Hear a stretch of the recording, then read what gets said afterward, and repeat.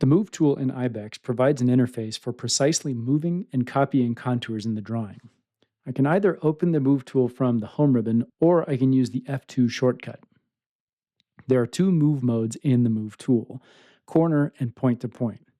In corner mode, if I select this icon in the lower left, as I move the mouse around the workspace, I get a preview of where the object will be moved to.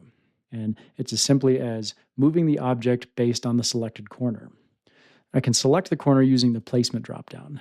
Right now, I have the center selected, and so as I move the object, I'm moving it by the center of the selection. If I switch to lower left, now I switch to moving the object by its lower left boundary, and then I can click to place it in the drawing. There's also an option for copy.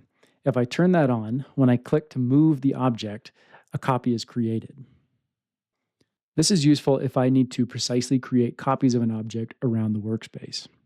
And I can turn it back off to then move the original object. The second mode is point to point. In point to point mode, I'm defining a relative movement amount. So I have 0.1 and 0.2 fields in the ribbon. In the 0.2 parameter, I'm going to type in a 10-inch movement in the X field. And you'll see in the preview down here, it shows the icon moving 10 inches to the right in the positive X direction.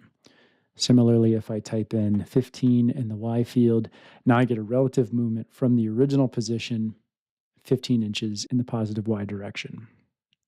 I also have a copy option in this mode. So if I enable copy and then click apply, a new copy is created 10 inches to the right and 15 inches up from the original selection. Now I can right-click to deselect the object and right-click again to exit the Move tool. That's it for Move in Ibex.